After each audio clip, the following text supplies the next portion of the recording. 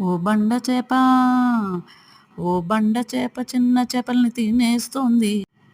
పక్కనున్న చిన్న చేపల మీద దయరాదటే. ఒక్కసారి తిన్నదంటే ఒక్కసారి తిన్నదంటే మళ్ళీ మళ్ళీ వదలదురా. ఒక్కసారి తిన్నదంటే మళ్ళీ మళ్ళీ వదలదురా. దీని తిక్క తీరాలంటే దీని తిక్క తీరాలంటే చేపలవాడు రావాలి. గుంతలకడి గుంతలకడి గుంతలకడి చేప. చేపలకడి చేపలకడి చేపలకడి చేప. అరె చేపలకడి చేపలకడి చేపలకడి చేప. చేపలకడి చేపలకడి చేపలకడి చేప.